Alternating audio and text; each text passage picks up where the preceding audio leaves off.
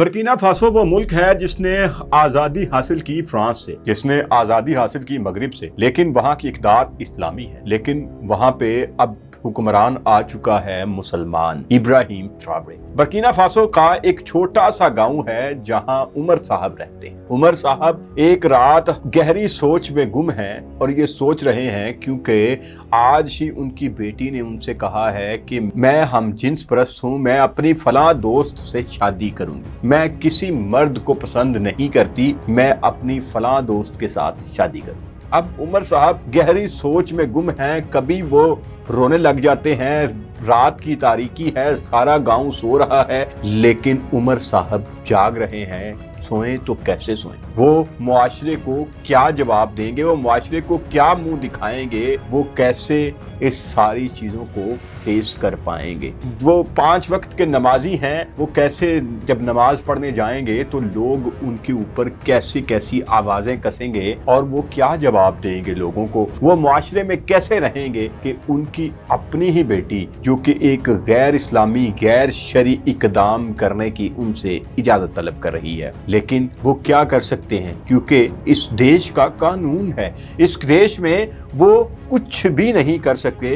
अभी अभी तो वो फ्रांस से आज़ादी हासिल करके हटे हैं, अभी भी वहाँ हुकूमत फ्रांसीसी कर रहे हैं, लेकिन उमर साहब को अचानक याद आता है अब हुकूमत बदल चुकी है, अब इक़्तिदार में एक मुसलमान हुक्मरान है जिसका नाम है इब्राहिम ट्रावरे। उमर साहब उसी वक्त उठते हैं, पेंसिल कलम उठाते हैं और एक खत लिखते हैं, जिस खत में वो सारा माजरा अपने सदर इब्राहिम ट्रावरे के नाम लिख देते हैं। उस खत में वो लिखते हैं कि जनाबे सदर, हमारी इस्लामी रवायात ये हैं, हमारी इक़्तिदार ये हैं, लेकिन मेरी बेटी हम जिन्स परस्ती की तरफ जाना चाहती है, तो बताएं मैं कैसे मुआशरे में जिंदा रहूंगा? और अगर आज इस्लाम में खुदकशी हलाल होती तो मैं खुद को ख़त्म कर लेता, तो मैं कहाँ जाऊं, किसके सामने फरियाद करूं? सुबह उमर साहब उठते हैं,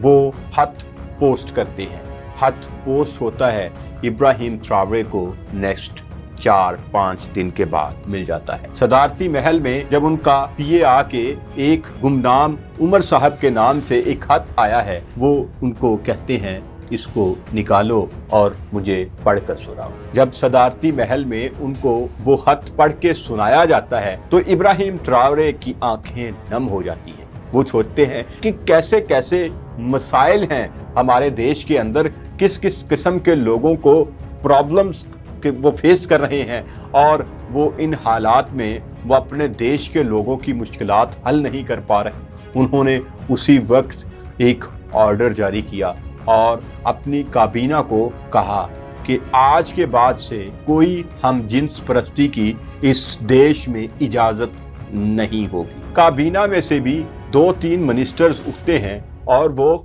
इब्राहिम ट्रावरे से सवाल करते हैं, जनाबे सदर, ये हमारे देश के ऊपर बहुत सारी पाबंदियों की तरफ एक कदम होगा। हम तो पहले ही मगरिब की वजह से सही खुल के तिजारत नहीं कर पा रहे, तो ये हमारे ऊपर और ज्यादा रिस्ट्रिक्शंस लगाएंगे। इब्राहिम ट्रावरे ने कहा, भाई जो मर्जी हो जाए, हमारी अपनी इक़्तिदार है, हमारे मजहब में ये हराम है, हमारी इक़्तिदार में अगर हम अपने आबाओ अजदाद को देखें तो ये कहीं पे भी ये पॉसिबल नहीं था। हम अपनी रवायात को अपने मुताबिक चलाएंगे।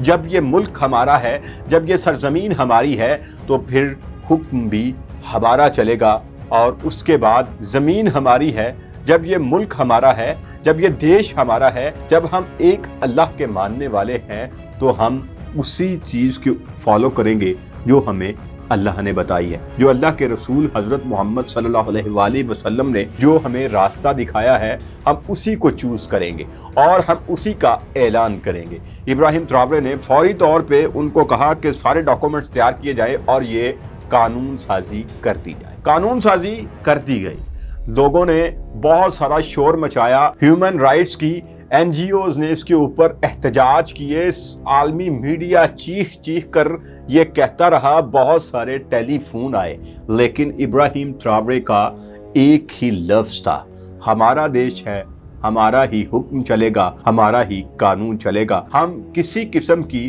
बैरूनी मुदाखलत को बर्दाश्त नहीं करेंगे। तो इब्राहिम ट्रावरे ने ये कानून बना दिया कि हम जिन्स परस्ती की बर्किना फासो के अंदर कोई गुंजाइश नहीं है। अगर कोई नौजवान लड़का या लड़की इस जुर्म में इर्तिकाब करते हैं तो उनको 5 साल तक सजा सुनाई जाएगी और 5 साल की कैद और उसके साथ भारी जुर्माना। ये इब्राहिम ट्रावरे ने कानून बना दिया। आप इस कानून को किसी भी वेबसाइट के ऊपर जाके आप लिखें LGBTQ राइट्स इन बर्किना फासो तो आपको इसके मुतालिक मुकम्मल डिटेल नजर आ जाएगी। इसके मुताबिक जो भी इस जुर्म का इर्तिकाब करता है उसको 5 साल तक सजा हो सकती है। तो उसके बाद बहुत सारे मसाइल जब सामने आए, देखने को ये मिला 2 लड़कियां आपस में शादी कर लेती हैं और कहीं से बच्चा अडॉप्ट कर लेती हैं। अब उनके ये बच्चा अडॉप्ट करने के ऊपर भी पाबंदी लगा दी गई